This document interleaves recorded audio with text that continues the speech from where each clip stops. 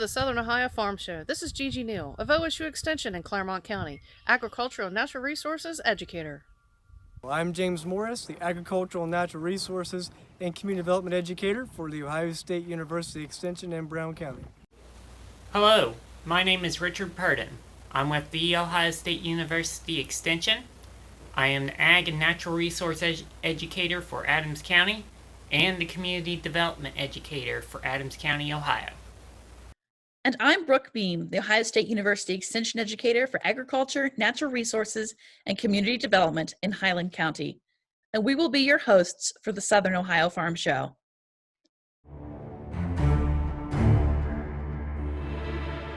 He thought he had lifted his equipment far up enough. As soon as he felt a tug, he looked back and he saw a big cloud of dust and the big noise of a zooming jet. And unfortunately, that's where he hit the gas line. Every event has the potential for a catastrophic outcome.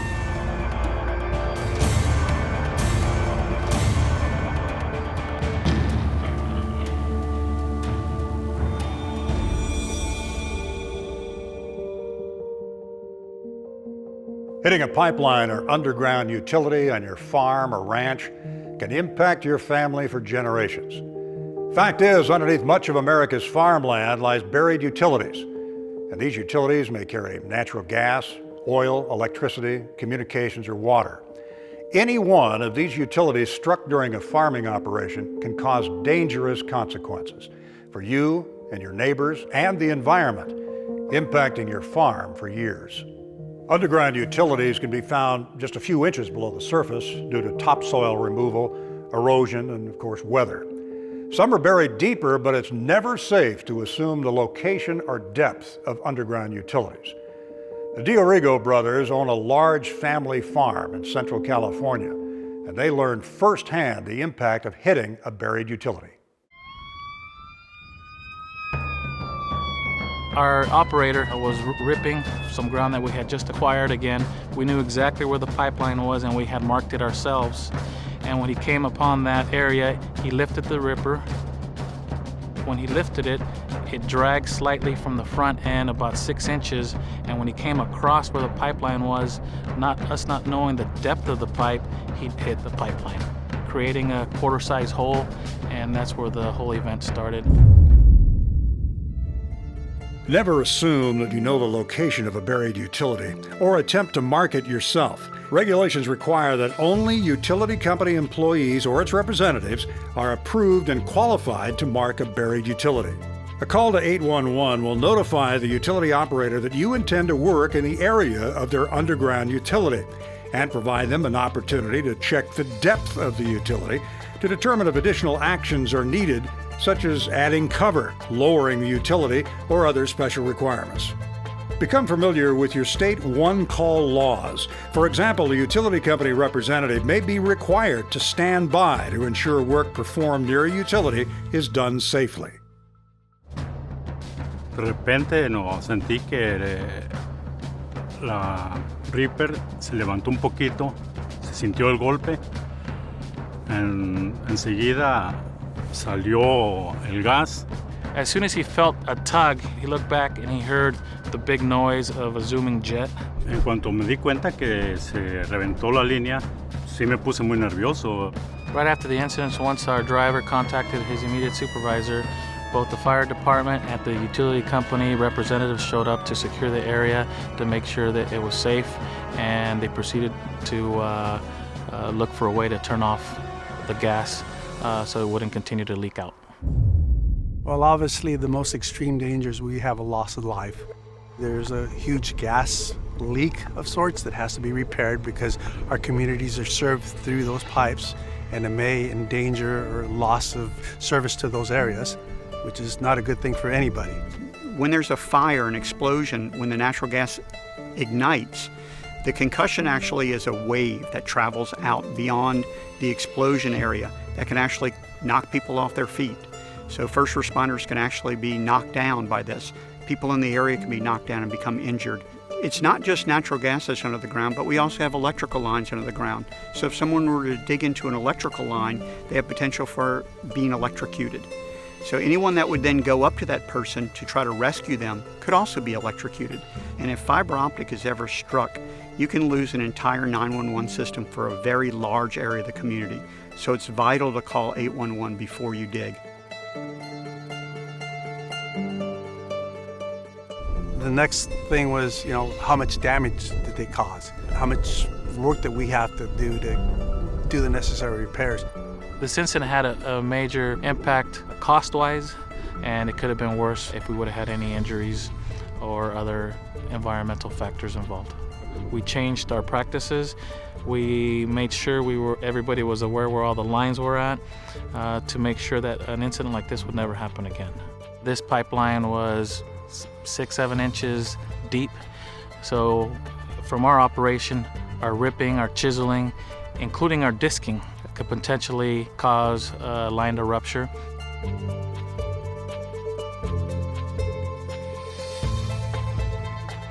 It's as simple as making one call or one online request, and it will come out and mark everything. We work as a community together to make sure that no one hits anything that's buried underground. It's extremely important to call 811. It should be the number one thing you do before you do any type of work, regardless of what it's going to be, to protect your employees, to protect your livelihood, which is the soil, and to protect your neighbors and community. It's simple. Make the free call to 811 to contact the local one-call center to request that underground utilities on the land you're working get marked. It's important for farmers and ranchers to always call 811 when doing activities such as deep plowing, ripping, installing a fence, or drain tiling. The utility company or its representative will locate the utilities and work with you to help protect you, your land, and the underground utility. It's a free call. They'll mark where buried utilities are located at no charge and within 2 to 3 days. Now, here are the steps. Step 1. Call 811 before any digging or excavation activity. Never rely on permanent underground utility markers to identify the location of buried utilities. These markers indicate the general location, not the exact location, the depth, or the number of utilities. Step 2. Wait for the utility company to mark its utility. Using white paint or flags, identify the proposed location where you'll be digging, or coordinate a time to meet with the utility company or its representative to discuss your project. The utility company will mark underground utilities or notify you that none exist. Once you have waited the required amount of time, verify with the one call center or online system that all utilities have responded to the request. Some utility companies have heightened safety measures and may need to be on site when you dig. Step 3. Dig with hand digging tools to expose the utility. Dig with care, using appropriate hand digging or vacuum excavation tools to expose the underground utility. For your safety, backhoes, augers, and other mechanical equipment should not be used when digging near utility lines. The utility company will instruct you on the proper methods while working around their utility. Now, always know your state's specific hand digging tolerance zone threshold. They vary from state to state. Visit call811.com or your state one call center's website for more information. Never remove flags, stakes, or paint marks until you finish digging. Step 4. Notify the utility company regarding damages or leaks. Never operate mechanical equipment in an area where you suspect a gas leak. This could cause an ignition, putting you in great danger. Immediately notify the utility company if you dent, scrape, or hit any underground utility while digging. It will be inspected and repaired if needed to prevent future consequences. If you suspect a pipeline leak, immediately leave the area in an upwind direction and warn others to stay away. From a safe location, call 911 and the utility company. Let's clear some things up. Here are 5 myths about digging. 811 is only for digging. Farmers and ranchers are exempt from calling 811 for normal farming practices in some states. 811 applies to all dirt-moving activities, even if you believe you are exempt under state one-call laws. And it's always the safe thing to do. I remember when the utilities were put in, and I've called 811 before. I don't need to do it again. The depth of pipelines and other utilities can change over time due to erosion and other activities. Please don't make a risky assumption. You don't want to be the neighbor who knocks out the internet, cable, or other vital services. I'm not digging very deep. I don't want to bother anyone for a small project. You're not bothering the utility company by calling 811. It's better to be safe than sorry. Calling 811 will cost me time and money. Plus, the weather the way it is, I need to get started. Calling 811 is free. The cost is paid by utility companies to protect you, and calling 811 is fast. After you call, professional locators will be sent to the site within 2 to 3 business days. Also, calling in advance while you're planning your project will help save you time. If I hit a pipeline and nothing happens, there's nothing to worry about. Even if it appears the utility isn't damaged, always call and notify the utility company. Even a small dent, scrape, gouge, or scratch in a pipeline or other apparently minor damages could cause a major problem in the future. These are just a few of the many reasons that we've heard for not calling 811. The fact is, if you hit a buried utility, the consequences can be severe. Help keep your family, farm, and neighbors safe from unexpected consequences. Just click or make the free call to 811 to mark your underground utilities every time you dig. It's the safe thing to do. It's the right thing to do.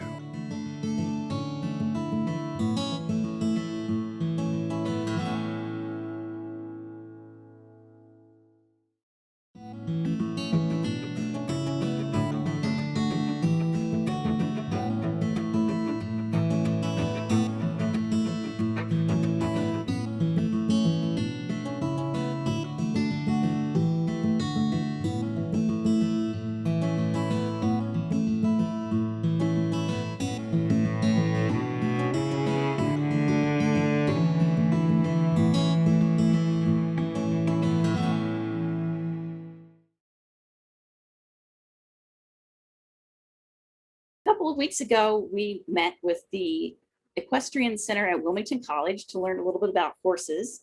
And that week was also the Kentucky Derby. So today we're going to speak with Lauren and Kaylin of Tipton Quarter Horses.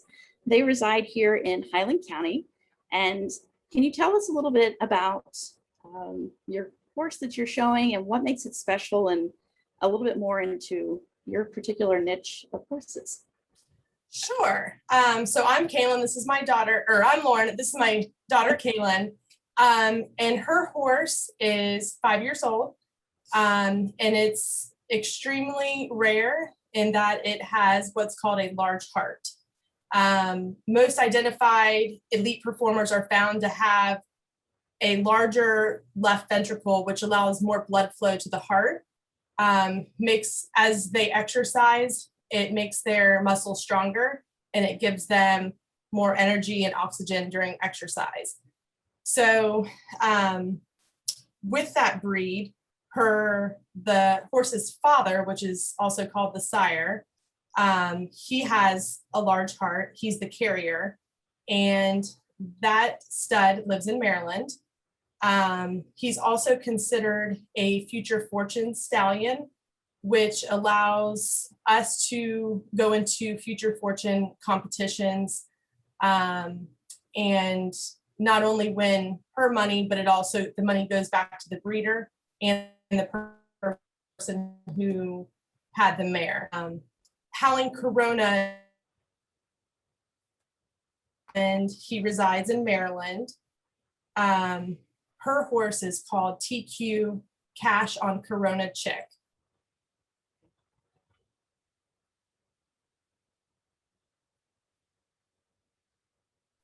And out of those 3 years, she's qualified for first in her youth MBHA division and top 5 in the open divisions. That's great. Can you tell us what is a future fortune show? What kind of goes on at those? So some of the regular MBHA shows, they have almost like a side pod, and it's called Future Fortunes. The horses that are signed up all over the I guess, the world, their breeders would sign them up as a future fortune horse. And when you are in that side pot, like somebody who is not a future fortune horse cannot sign up for those classes. So if your horse falls within the time slots, because it creates a whole new timing for the barrels, it's just barrels, then you win, and the breeder and then the sire, the owner of the sire, wins money. All right. So you do barrel racing, and then we've got a couple videos that we're going to show that show some examples of you racing. There's one where you're weaving through different poles, and then the other ones you're going more in a triangular type shape. So what's the difference between those two activities or contests, I guess? So the barrels are the one where she's starting to the right, and horses can naturally start with their left lead or their right. So Ray goes to the right barrel first. And then the other one is with the poles. Is there six poles? There's 6 poles. So they run up, weave back, and then run home. Those are generally the 2 events that you're going to see at an MBHA show. And Ray, with her, large heart factor, she's small and mighty. The mother actually of Ray, when the mother was pregnant, the mother was actually really sick and laid down most of her pregnancy. So that's why Ray's not as tall as a horse. So she's considered a pony. She's about 13.3 hands, but she's almighty behind there. She's still got her large heart and runs it out for sure. It is very impressive to watch them running these routes. Yeah. How fast do you think you're going when you're running one of these competitions? Oh, what do you think? Well, I let her go through the field the other day. Wasn't really pushing her through it, but she's going 23 or 32. 32. Yeah. That was through the field. So I'm sure on the other side of that was probably my sister driving in the truck down the driveway. That's moving on. Yeah. So how did you get interested in doing this, and what's kind of how long have you been doing the barrel racing to get this experience? Probably ever since I was a baby. Yep. I started in Florida. That's where we're from originally. And then as soon as she was a baby, I have pictures of her not even being able to walk, and we're leading her through the barrels and the poles and all the fun patterns that you see at like some of the fun shows. And then from there, she's just rode and trained several horses. Ray, when Ray was 2 is when she just jumped on her back and was like, all right, let's see. But she didn't really need to be broken. She just was natural. She loves to please. So she just was natural with the barrels, and she's been riding her since she was 2. That's great. That's amazing. So how many competitions do you go to in a year? There's probably 12 MBHA shows, probably about 12 MBHA shows. They start in late April and they're through October. COVID kind of hit us a little bit. I feel like we have a few less shows this year, but typically there might even be more than 12. I feel like we're gone every weekend, but you can always find a show. Our MBHA district we definitely go to those horse shows because those are for points for end of year. But you can find a horse show Wednesday, Thursday, Friday, Saturday. So you can go as much as you want to. So if someone wanted to come and see you guys performing and competing, where's the closest show that they can see you guys and other horses performing at this high level? Jackson is probably the one that we're at the most. What's that arena called? Henderson Arena. And then the other one is Crazy Woman Ranch, and that's in Lancaster, Ohio. And then you'll be at the And then the fair. Yes, and we'll the be at the County fair. County Fair, right? So, what do you hope to do in the future with your horses? Is there a particular goal you want to participate in a certain show, or? Yeah, I want to kind of do NFR. Okay. That is National Finals Rodeo. Okay. And so what does it take to get there? A lot of training and a lot of hard work. As it is with every good goal, right? We'll be at the World Show this year in July down in Perry, Georgia. So we'll have to share some of those videos because that's a week-long event. That would be great. We would love to show those videos and let everybody see what you're doing, representing Highland County and other states and places. So yeah, we look forward to seeing that. Is there anything else that you would like to share with the group that they should know about barrel racing and horses? If you are interested in barrel racing or learning, definitely don't hesitate to get involved with a 4-H club, even if you don't have a horse. So if that's something that people are interested in, I encourage them. We have several people in our 4-H club this year that don't have horses, but they want to ride. So I encourage people to get out and do it. It's a great sport. Okay. And what's your 4-H club so they can contact you if you have some questions? Ready, Set, Show. Ready, Set, Show. All right. Well, thank you for joining us on the Southern Ohio Farm Show, and we look forward to seeing some more of your videos this summer. Thank you. Hello, this is Richard Purden with OSU Extension. For Adams County, I'm the Ag and Natural Resource Educator and Community Development Educator for Adams County, Ohio. And today, I'm coming from the field, and I want to discuss a little bit about proper timing of our forages, harvest, and also renovation. When to decide to renovate a forage stand, when to decide to let it go another year, and when should we be harvesting. So here we are, May 20th, 2021, and we are standing in a field mixed of orchard grass, fescue, perennial ryegrass, and red clover. This stand is 3 years old, and it has not been harvested yet for the 2021 growing season. So as you can see, with the late rains that we had in the first part of May, this kind of delayed harvest. We would really like to see this harvested about a week ago before our heads fully emerged. Right now, our orchard grass has fully headed out.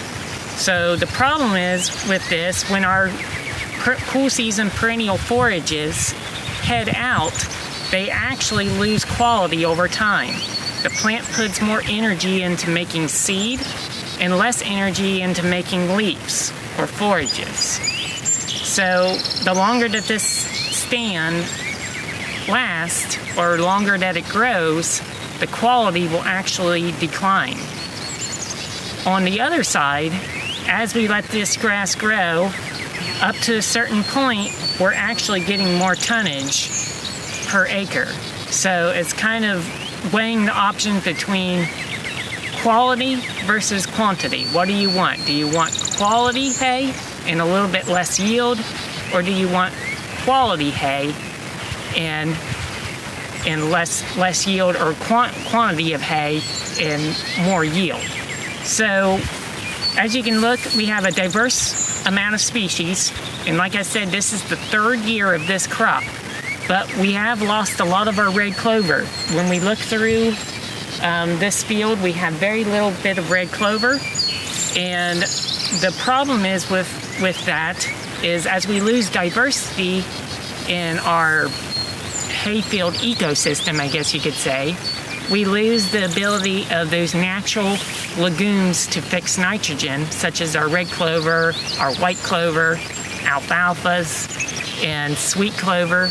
All those legumes help fix nitrogen and feed the grass. They're often called companion crops. They nurture each other. So the benefit of having a mixed stand is, we have less fertility inputs, so less need for additional nitrogen. And also, we have less specialized fertility programs based on one crop. Also, benefits to a mixed stand is that we have less pressure from disease and insects. When we have a diverse stand, we have less issues with one certain type of insect infesting our crop. If this was a pure orchard grass stand or just a pure alfalfa stand, let's say, we have more issues with insects such as potato leafhopper or alfalfa weevil. And with pure grass stands, we might have more of an issue with armyworm and insects like that attack grasses more, say, because they are more looking for a pure stand of grass. When there's legumes mixed in, that gives a healthy ecosystem to help balance that out. So other benefits to having a mixed stand is that we can actually have more nutrition qualities to this hay. So we actually have good fiber from the grass. We have high protein from the legumes, such as the red clover. It blends in. Our legumes also have higher amounts of calcium in them. So this helps balance a ration, I guess you could say, as we're feeding our animals. And no matter if you're feeding cattle, milking cows, beef cows, or if you're raising goats and sheep, having a good diversity of forages in your pasture or in your forage system is key. If you have any questions on forage and harvesting, timing of harvest, don't hesitate to give me a call.